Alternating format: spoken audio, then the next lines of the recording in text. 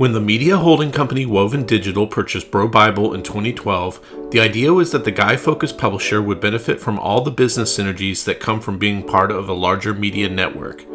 Instead, BroBible was neglected and under-monetized. So when Woven began unraveling its holdings in 2018, BroBible's staff banded together and bought it back. And what started out as a staff of 7 has grown to 16 today, and the business is diversified across programmatic advertising, events, and sponsored social media posts. In a recent interview, publisher Brandon Wenerd walked through BroBible's early blogging days, its transformation into a real business, and how breaking free of its parent company allowed it to adapt to the current media climate. Hello, I'm Simon Owens, and this is The Business of Content, the show about how publishers create, distribute, and monetize their digital content. If you want to listen to an audio version of this show, subscribe to The Business of Content wherever you get your podcast. Okay, let's jump into the interview. Hey, Brandon, thanks for joining us. Hey, thank you so much for having me, Simon. Yeah, super excited to talk to you. You're this, really innovative media entrepreneur who runs this site called BroBible. And you were actually, you founded it well over, I think 15 years ago or something like that, in a completely different era of the internet. So it's going to be really interesting to talk about these different eras and, how BroBible kind of adapted throughout it. So I was looking at your LinkedIn and I saw that it looked like as you graduated college, your kind of first job out of college was working on this Hunter S. Thompson book or something like that. What was that gig? Yes. So just one point of clarification. I'm not the actual founder of BroBible. The founder of BroBible is a gentleman that I've known for many, many years. His name is Doug Banker, and is still involved in the business. But I call myself a founding partner of BroBible because there were 5 of us back in the day that actually all came together at the same point in time to build BroBible in 2009. But my very first job in media was working for Hunter S. Thompson's wife, widow, Anita Thompson, on compiling a book that was published by Gallery Press called Ancient Gods of Wisdom, the interviews with Hunter S. Thompson. And the project was something where it went back to Hunter's work in the 60s for Hell's Angels, kind of his media press tour, the whole way up until an interview that he did with Playboy that was published in December 2004, about a month or 2 months before he passed away. So it spanned, over almost 40 years of his work and journalism and how he talked about himself to the media in a number of different projects. And the goal was to really create something that kind of captured how Hunter talked for libraries as a supplement to his actual written work. So there was a way to kind of get a sense of who he was and how he talked about his work beyond that. So but it was this an was amazing for a experience. book. It was for a book. This was for a book. And were you hired on a contract basis or what was that?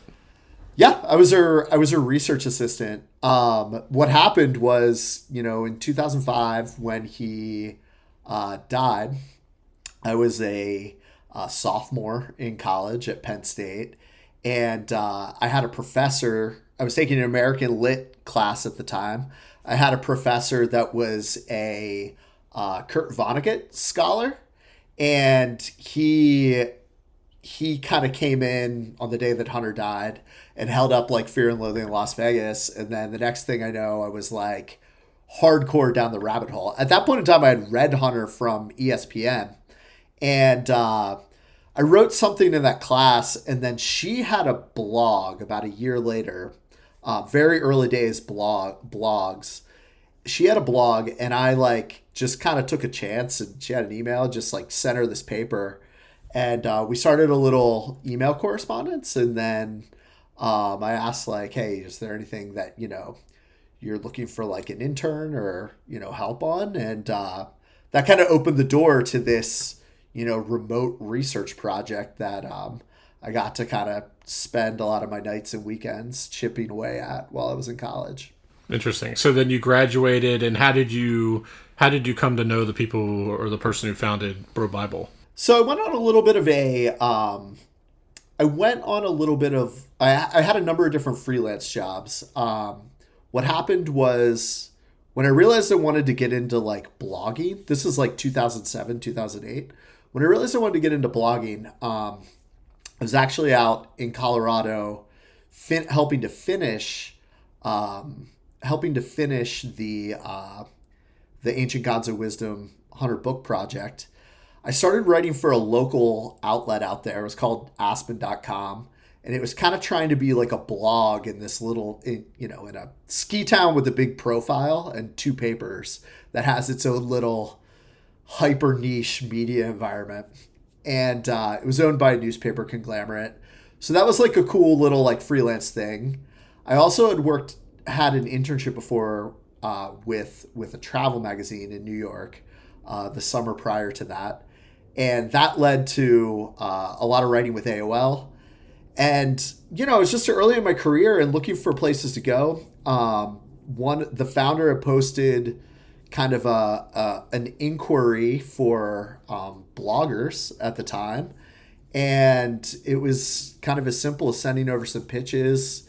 We had a meeting a couple weeks after that.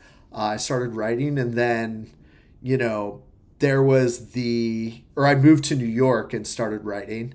And then, I saw a lot of opportunity in what I loved about those kind of early days of Bro Bible were that the property seemed very intent on living between this space between like Esquire and ESPN. And I thought that was a huge opportunity because I felt like millennial men didn't really have a place where they could talk about these things more casual from, how they were presented in legacy print media at the time and legacy broadcast media at the time as news. So, that was kind of the very, very early days. Was honestly, it's always been a job. And, back then it was as simple as just like, hey, here's some hunger, here's a little bit of hunger and like a little vision. And that's kind of really as simple as it is. And what was kind of the origin story of Bro Bible? Like, how long had it been running before you were hired? A couple months. So it started initially as a message board where the goal was, it actually was like that era where everybody was trying to build a niche social network to kind of like piggyback off of Facebook's, breakaway success at the time. And as a social network.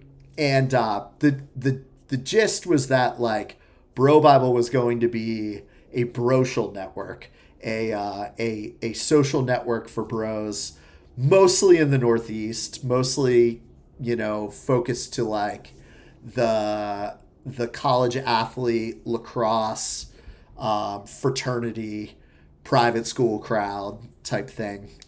That vision was a little limited in scope though, and in what really could be obtained. So it was a very, very vibrant message board for months. It got some early attention at launch from Gawker that had like made fun of it in a really snarky, classic Gawker funny way.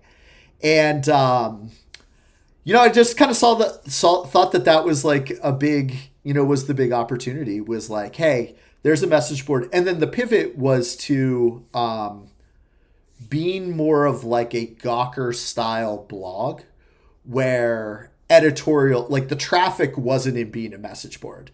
The traffic was being a blog and doing all the things that publishers do in order to build revenue opportunities out for it. So I was a part of that pivot process as it kind of started to fade the message board model away and focus into the publishing model. And, that is that along with, a couple of us were really the things that we were really trying to architect was like, what is the publication's voice speaking somewhat collectively for millennial men that are kind of online and a part of bigger cultural conversations. So he was able to hire people so soon after it launched. Was that because it was just such a huge financial success right off the bat, or was he like independently wealthy, or did he have did he got like investment, or like what?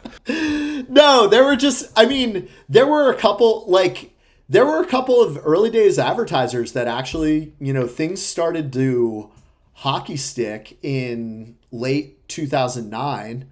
Advertisers started coming in for like basically native written ads. We didn't really have a system where we could do like programmatic advertising didn't even exist back then. We started to be able to just kind of bootstrap things at that point in time with the ad dollars in. I will be honest, we barely paid ourselves though. Like it was I think the first year I made like $24,000. Oh, so this wasn't like this wasn't like a salaried position. Like you were coming in to like basically a part like co-owner or something like that. Okay. Exactly. Sweat equity, come in, let's build this. Let's see how we can scale it. And within a year, things really started taking off because the environment really changed.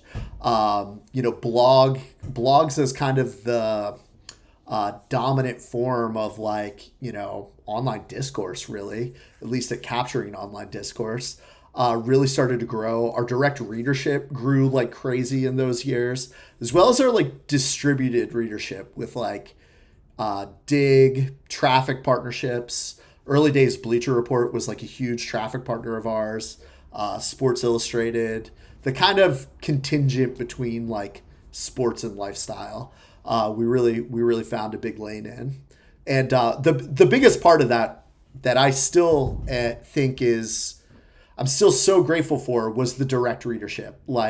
We built a direct rapport with our audience, much modeling after what Deadspin and Gawker were doing, where it was hey, are you a college student at the University of Alabama, and you have a piece of news that deserves a bigger national spotlight? Send it to us and we'll figure out how to position that and do what we can. And that rapport was really what helped accelerate us at the time. Yeah, 2009, 2010, that was kind of like the tail end of the blogging era before the rise of the social media era, and how all those websites, the only way, there were RSS feeds and RSS readers, but that was a tiny percentage of the web that even knew how to use those. So most people, if they were visiting your blog, they were either coming to the homepage, it was they're in their bookmarks on their browser, yep, or you were being linked to by another blog. So a lot of blogs that had major traffic were the ones that were just updating constantly, so that every time you came to the homepage, there was a fresh piece of content there waiting for them. So I'm guessing those early days you were just churning out content, right? Churning. Yeah. Lived in front of my laptop those couple of years. I think we would always have a goal of trying to get to 30 stories a day on the site, with what our writing roster looked like depended on any given day. But during a weekday, usually we were 5 writers full time, kind of churning out stories. But that was our goal. We were just churning, and direct traffic was a huge part of how we were just existed in people's media diets. And that was so exciting because that was how we were able to get an edge as a as a news source, essentially, and sort of be able to stand on our own in a way that was a little different from everybody else at the time. So in those first few years, how many people was it that were working there? So there were 7 of us for the first full years. There was always a stable of interns kind of coming in and out. There were 7 of us though from 2010 to 2012. Some people left when we sold in 2012 to Woven Digital. A lot of our focus, in addition to monetizing the inventory on the site, was events at that point in time. We did a lot of events in the Northeast, specifically in New York City. We were really into we kind of figured out that, like, all right, there's sort of a ceiling with ad value if you don't have like crazy scale, like at the time, I think we were doing like 2 million unique visitors a month or something like that. So not huge. And there's a ceiling on what that's going to be worth as ad value. And also at that time, everything had to be direct sold too. So it was super complicated. Where we got our edge was with our events business. So, we started throwing concerts at Terminal 5 in New York City with groups like Pretty Lights and like rappers, like college age rappers at the time. Kind of new generation musicians that were part of the cultural moment. Avicii, like, these kind of artists that had a lot of they kind of captured a lot of brain space for the millennial at the time. And what we would do then is we would partner with these venues. The venues loved it because it was a big bar audience compared to people, so they would make lots of money at the bar. We would get the tickets, we would pay for the artists to come perform, and then where we found our edge was in selling sponsorship on those events to like Diageo and a number of other Diageo. We did one with Microsoft. We did like Axe body spray, like all the traditional big advertisers for young men at the time. And then selling those activations were just huge in terms of being able to build out a big profit model. And then it was a full 360 where, of course, like sponsorship on promotional materials in the venue at the event itself, but then also how we talked about the event afterwards, and like on our like channels at the time and that sort of thing too. And that's where we really learned how to build like media value around doing something small to amplify it, to give it a really, really big footprint. So events were our number one revenue source though for 2 years before things really started to accelerate with both traffic and also like new appetites for blog style advertising. That's incredible that you figured that out that early, because like I feel like the media really is only now just really kind of fully leveraging the whole events thing and how it can be come fully back around. Yeah. You figured out these partnerships with these venues, sold tickets, sold alcohol, and then also like figured out that there was like an actual sponsorship avenue there as well. That's great. So then you said that you sold in 2012 to Woven Media. What was Woven Media? Yes, so events are amazing. They're hard though, it's a lot of logistics, and we kept being like, all right, our traffic's growing like crazy, but like there's not more money coming in the door. How do we figure out how to grow that value? And Woven Digital was a rep firm of ours at the time that was basically just hyper focused on the agencies here in Los Angeles and in New York at being able to put together a number of what I would call like millennial male media sites and build it as like a network play, and then doing direct ad buys with people that wanted to get in front of those, mostly for like homepage takeovers, but also like sponsored content and that sort of thing. They had a huge leg up in Los Angeles with all of the movie studios that were trying to market at the time. Sony, Universal, You know, and also all the video game studios that are out here, Activision, EA Sports, all of that. So they were able to kind of put together these bigger picture deals. They were for a significant amount of money. And the relationship was just like, after a year, they needed to own something. They were a sales team that didn't really have any owned assets. So it kind of made sense for us to be their first acquisition, because they needed to keep money in the door. A lot of it was, you know, going out as a part of this. And we were just kind of at the point where it was either like, all right, we are going to exhaust ourselves by doing events like 24/7, or like, you know, we're going to just fully go all in on the website, but not really figure out how to actually, you know, bring dollars in. So it was a perfect marriage. It was a perfect marriage and a great time for us to exit, to be a part of Woven, because of those kind of dueling dynamics.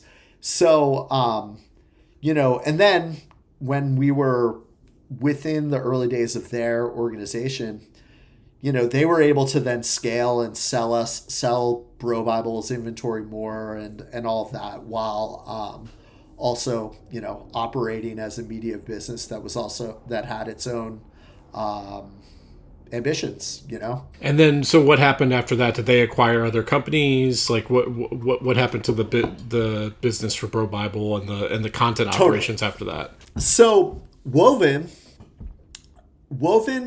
had a number of different sites within its portfolio. Almost all that it repped. BroBible was the first one that it bought. It was repping with like Elite Daily, Barstool, Uprocks, the Chive was a big one, and then, you know, some other places like Media Takeout, DatPiff. Like, its footprint, Nice Kicks, its footprint was significant. So, obviously, as kind of the deal sizes grew and as the advertising mechanics were growing, Woven had the ambitions to raise money, buy more sites, keep more revenue in internally, and was also just very focused on direct sales relationships. So Woven ended up buying a site called Guyism that also was a big like men's lifestyle site back in those days, that we eventually ended up folding into BroBible with its existing editorial apparatus.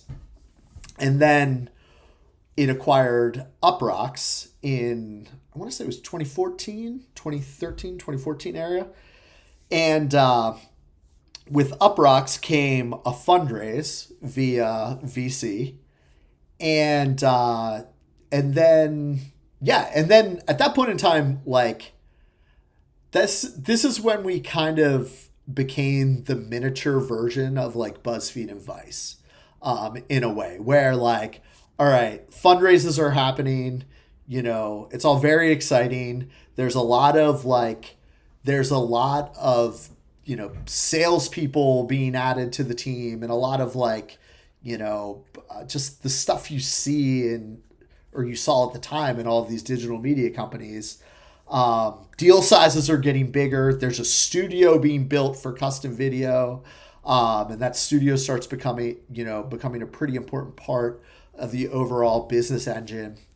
And yet, like, because of the fundraise, the company just is not hitting revenue goals. And, you know, that obviously gets it into trouble with its board and investors and the whole nine yards.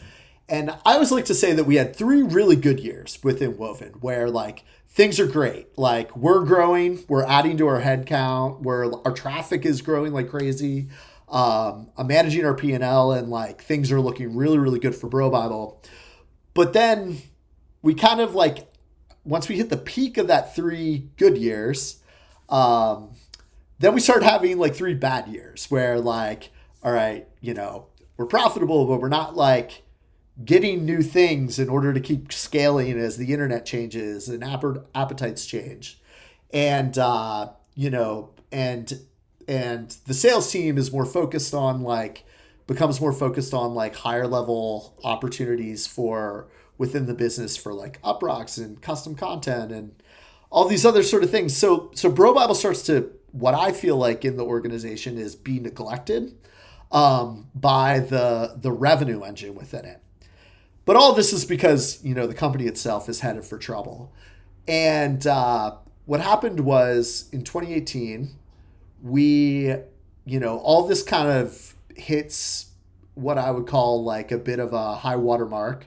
And it becomes obvious that, Uprocks is going to sell to Warner Music, and the entire organization is going to sell, of which we then kind of dug in and we're like, hey, wait, BroBible has traffic. We have, we have traffic, we have readership, we have really engaged audience and social still. There's just something this business didn't figure out in order to it's a great business within a business. It's just not maybe a, $40 million a year business. So we then, figure out how to peel BroBible out of that organization, and then start with a new chapter in August 2018, where we, bought the site back from Woven, and then started as a new independent organization with a brand new business model and new roles and everything else like that. And but also what is super cool about it is it's all with the same people for back in the day too. So it's kind of had this band getting back together moment 8 years later. Yeah, it's incredible. It's happening, more and more. Obviously it happened with Barstool Sports. I just interviewed someone, I think earlier this week, who started a really popular cycling publication, sold it to Outside magazine. Then they, he didn't buy it back. He basically left and then raised a little money and then hired all the people he had been working with before. So basically just got the whole band back together. We're seeing a lot of that. And we're also seeing these writer-owned collectives where Defector and 404 Media, where a bunch of coworkers break off and launch their own thing. So lots of cool stuff happening on that front. So, your role, how did it change over the years? Were you still writing? Did you become more of an editor, a business person? What were you doing during all this time? So, started obviously as a writer, editor, kind of spearheading, what a lot of our content efforts look like. Within Woven was still editor. But what I really learned about the Woven experience, because at its peak, Woven was 130 full-time employees, with 3 offices, a big one in Soho, big one out here in California, and an office in Chicago, just to kind of house its sales team and sales process. One of the things that I really learned, within 2 years within that organization, though, was hey, someone needs to be the chief bridge between advertising and editorial. And, it's, I think there's the church, and obviously it's really important in a journalistic, environment for church and state, but with the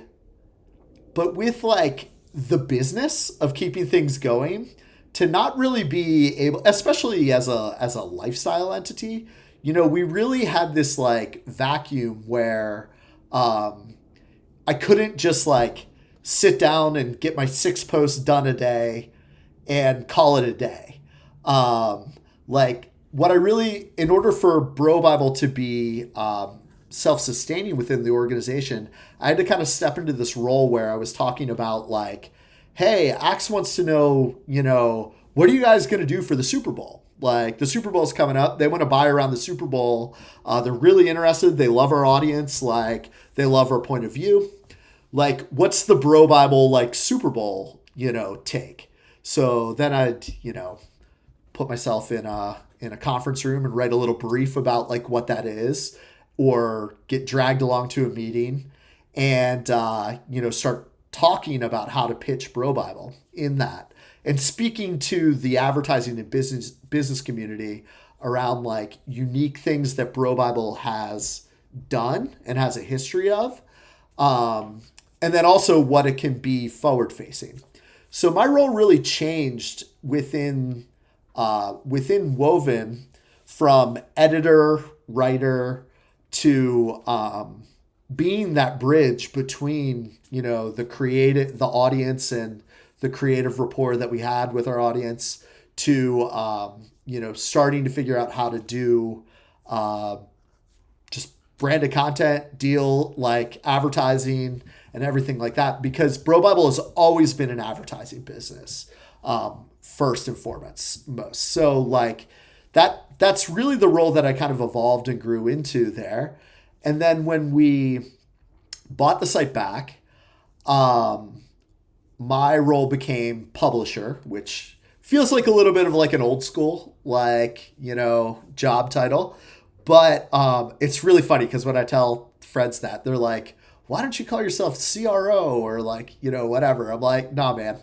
I like publisher. It kind of denotes like sitting on that kind of razor edge of both sides, the editorial and the business side. Yeah. So like that's so that's basically what I then, grew into, where I manage like business development, that sort of thing. But also I'm really focused on the content stuff too. And where we need to be going, and, what some of the history looks like. As like roles change within new people come within organizations, and like that certainly has happened to us. And I think just being able to speak to what our audience likes and doesn't like, and those sort of things has also been a pretty integral part of, how the ship keeps running itself. So my dailies, I would also say though too, I still write. I write like a lot, actually. I think for a lot of people that mostly are focused on advertising. I kind of have it where I tend to produce like 1 or 2 feature length things a week right now. And a lot of it is like, original source soft news journalism, where I'll like talk to a cultural figure or something like that, and put together a profile or something around the newsworthiness of a story. And I just look, I'm a writer at my core, and it's what I love to do. So if I didn't have that, just doing ads would absolutely kill me. So did you guys have to like raise money to take it over, or how did that happen? No, we didn't. We formed a group and we all put money in order to do that, as partners. And, and it was significant for us. But really what we felt like, it was a bet on yourself moment. Like, honestly, like it's very weird to have to buy your job back, or buy a job, but also, when you do that, you kind of have to think of yourself as a partner more than as a business partner and an owner operator than necessarily, buying a job. What made it a little bit easier though was by 2018.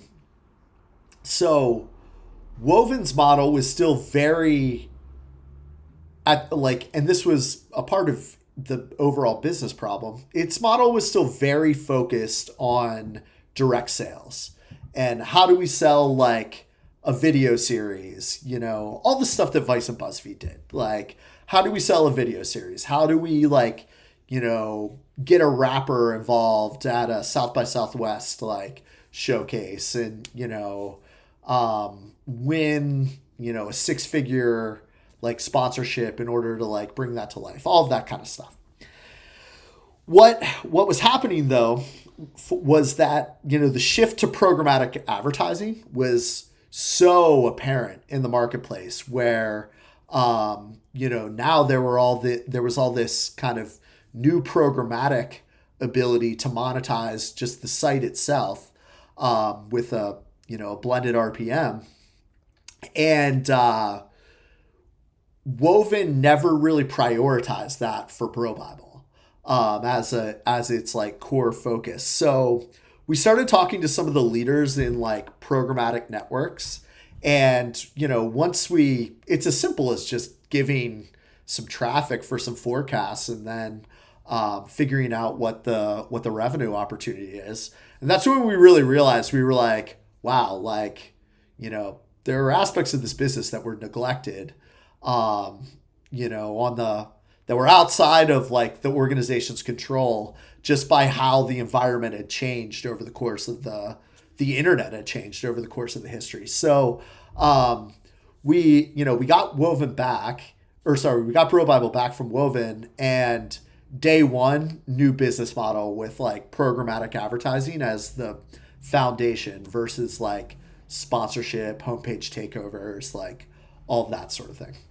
Interesting. So, I mean, I'd be interested in hearing down the line, like how that bet shaped up in terms of like how traffic is shifting now, and a lot of reporters, because programmatic is really highly dependent on traffic, because it's really just monetizing like every page view. I guess we'll get to that. So like when you took over BroBible, how big was the staff at that point? It was small, but we kept everybody. We kept everybody that was involved, that was full-time in that transition. Everyone on the partnership side basically like forfeited compensation for a little bit as we started getting some revenue in the door. And but we were able to keep everybody in that transition. And I think we were like 7 full-time employees across the board. I started just banging on every door I possibly could to also sell custom content for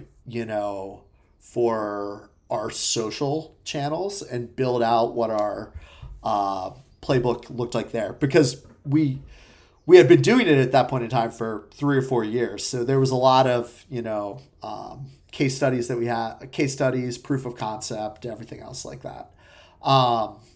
So we were able to keep everybody, and we had 7 initially, and it was kind of just like a blog machine to, keep the traffic flywheel coming. Facebook kind of ebbed and flowed around a little bit.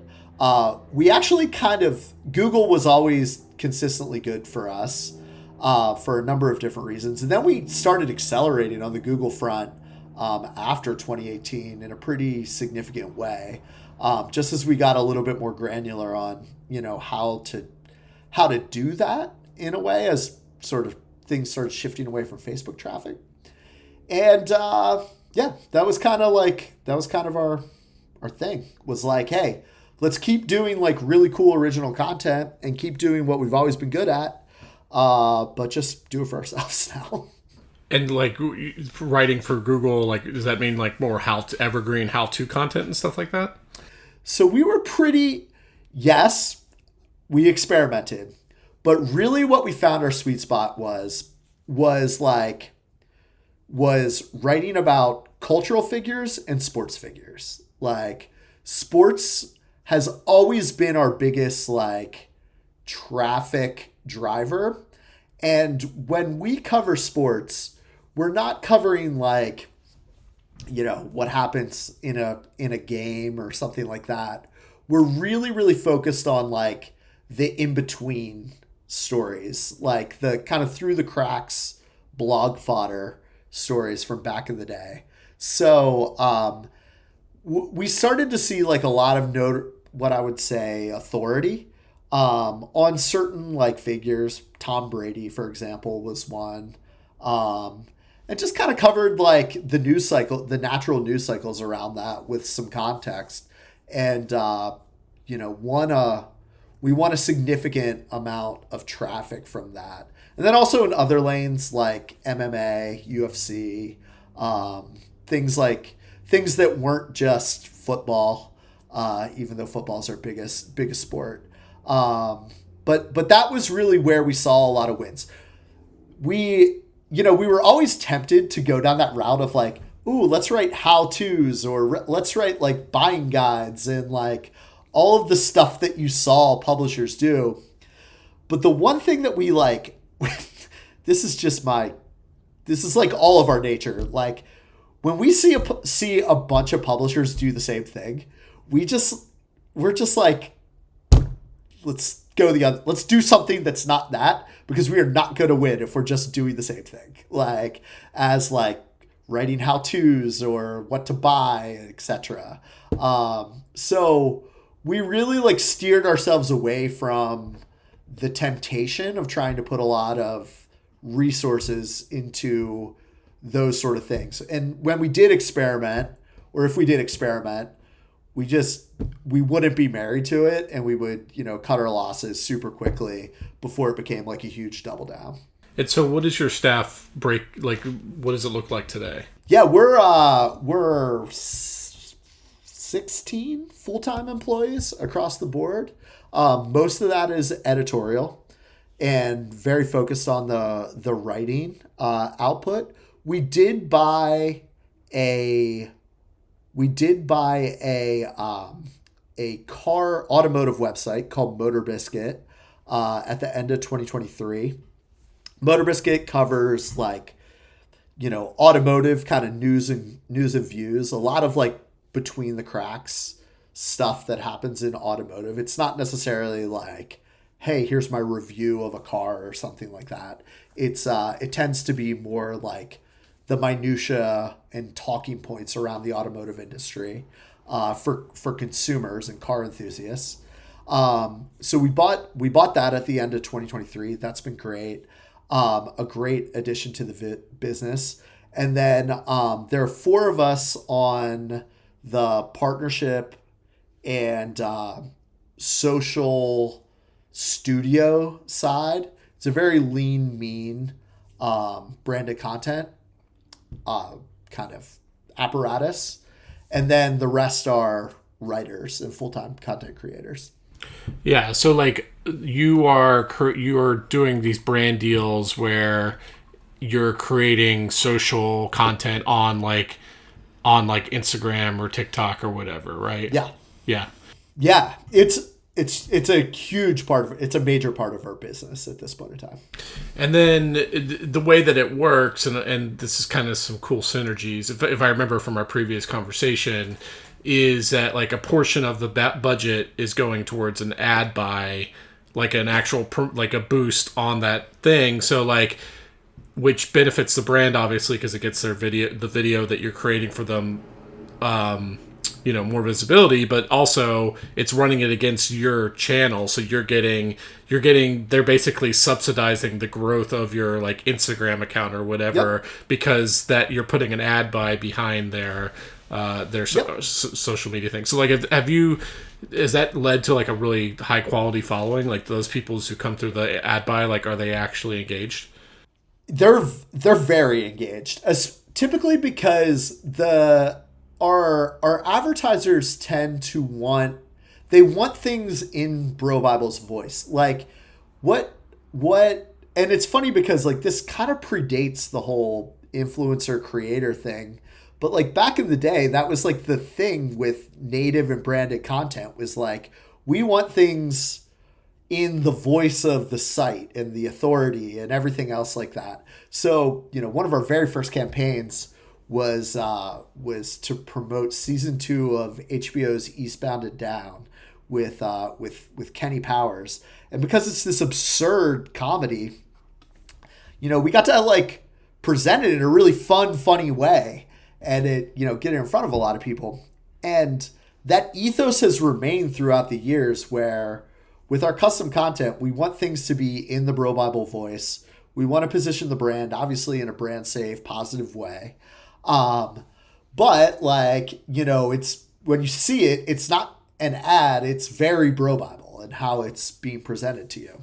So, so in this era, what we tend to do is live between this world of like creators and the idea of like the base media buy, where we kind of can, as a media company, create things for social that are inner voice, and they prop up two partners, if you will, and we're really proud of that. So it's like, we have two campaigns right now with pretty big breweries, pretty big beer brands, Dogfish Head, and another one is with Voodoo Ranger, and both, like, the cool thing about it is, we're able to talk about their product and position their kind of brand goals, but we're able to do it with a little bit of voice that's different from theirs, and it adds as a little bit of stamp of authority. And then when we do the media buy around it, their fandom kind of becomes a part of our fandom and vice versa.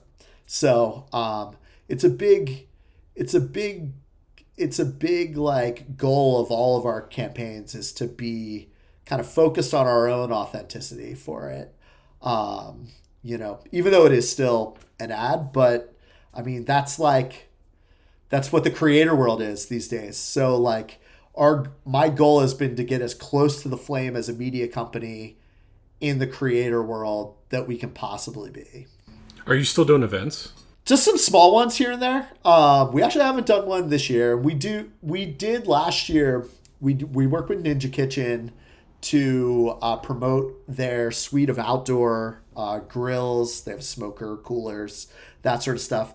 And we do them like on an advertiser basis. We don't have like a tent pole event. But we threw like 4 happy hours to kind of show these off with like influencers and content creators in Nashville, LA, Austin, and Denver. And then we also have done a couple of events where like we've hosted like comedy shows, and it'll be like with an alcohol brand to do sort of a cans and hands thing. Our focus with events though is like, we aren't going to do them if we don't have a sponsor for it. Just because, in my opinion, the opportunity isn't really worth it unless there's like a clear sponsorship end goal for it. And then you don't do anything in podcasting, right? We've dabbled, but no, not really. We've had a number of different creators come through in the last 7 years where we sort of act as a little bit of a launching pad for it. What I love about podcasting, beyond just the IP of the show itself, is how all the opportunities it leads for like creating news out of it for the site and socials, where it's so much more valuable than just the long-term form conversation itself. But like all of our experiments have never really been fruitful enough to sell as like podcast sponsorship and that sort of thing. So the way that it's gotten cut up and kind of put through the meat grinder has been really valuable. But like the actual being able to be like, all right, we're going to pay you to do this sponsorship, that's never really led itself to great business opportunities on our side. You think it's just because it would just take a long time investment, and you just don't have that kind, because you're so lean, like you don't have the like year or two that it would take to get it to the level of scale that you would need it to be?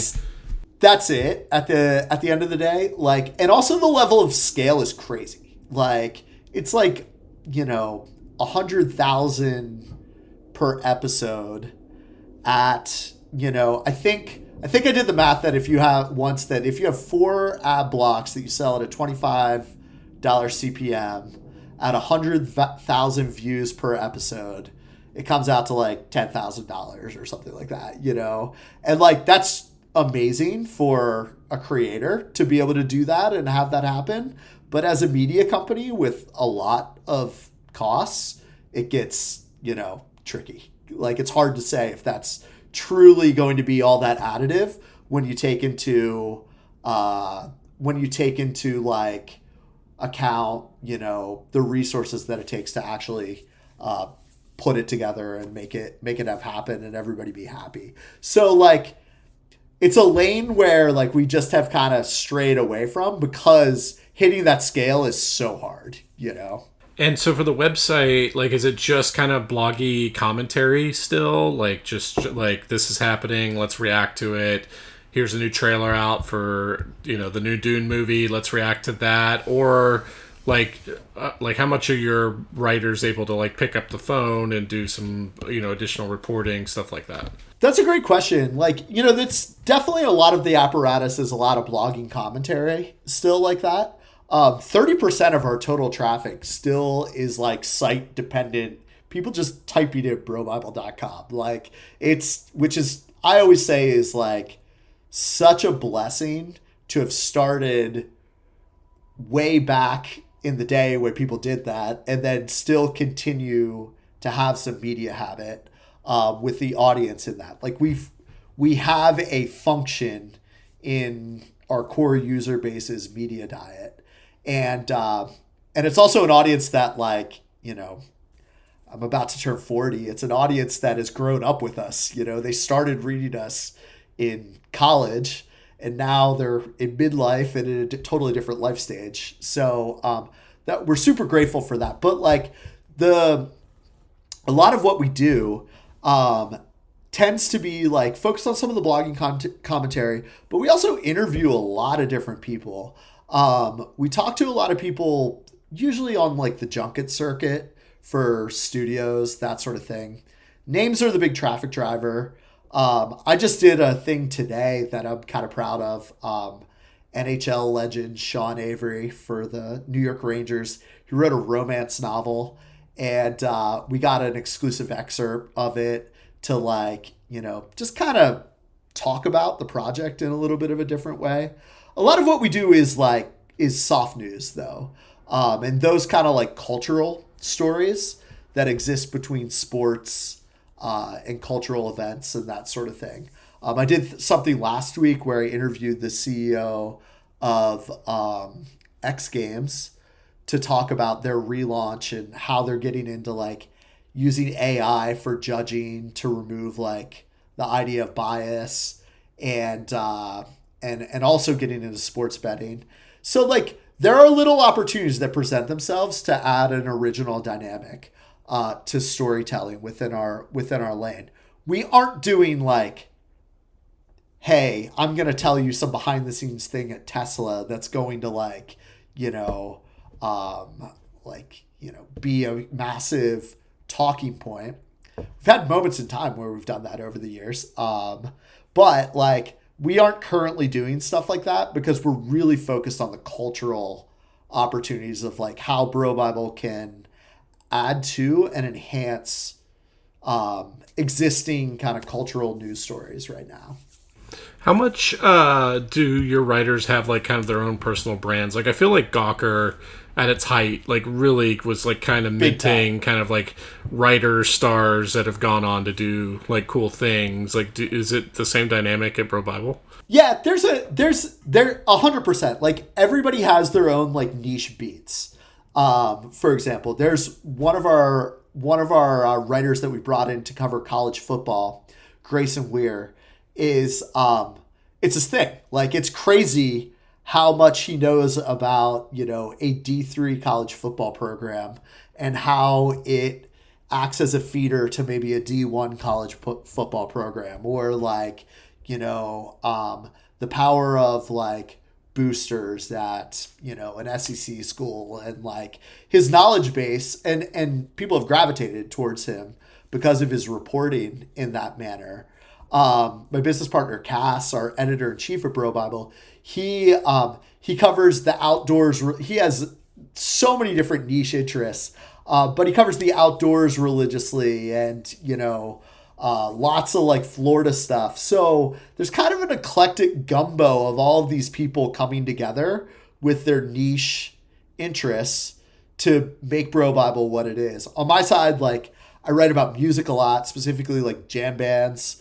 And that's like contributed to all these, like, you might not see it if you're just looking at it on the surface level, but all this like niche, like fish references and stuff like that. And this like idea that like, hey, Brandon's going to maybe say something about like these bands that have niche followings, but big audiences. And and it just kind of contributes to the overall mix. Eric Italiano, is our movie guy, and like he's very focused on like the action and comic book world of movies. So everybody has their own niche around what they like and what they're good at, and they've built amazing. They're not like huge. They're not huge followings, but it's very identifiable whenever you look at the blend of what byline is being associated with what story, where it's coming from. Does that make sense? Does that answer that question? Yeah. So, looking forward a few years, what's kind of on the agenda? Where do you want to grow into? If you could hire like someone with a special skill set or something like that, what would it be? Like, what do you want to be doing? So, I feel like we have our processes with writing an editorial down really well. Also, I should have mentioned in that last mention, Jorge Alonso from our team is at every single UFC like pay-per-view fight and every major boxing fight, which has like been such a cool lane for us the last couple of years as well. But where I would go is kind of follows a little bit of what Jorge does, where he does a lot of social reporting from events where it'll be like, hey, somebody won this fight and then said something, and he's right there with his phone to capture it and put it up on socials. And then we're able to, because of the timeliness of that, maximize the traffic opportunity and the reporting impact of that footprint. So what I would like to do more of is that, like, have people at things to be able to create newsworthy or capture newsworthy, discussion-worthy cultural moments, and be able to have some downstream value or downstream publishing value be created out of an apparatus that's a little bit more in the world around, big cultural events and moments like that. So that's where I think we see a lot of the growth happening on social. Like our Instagram, for example, right now is at about 50 million views a month. And a lot of that is like a text static tile format, but our video capabilities there to get the right stories in front of audiences can be massive.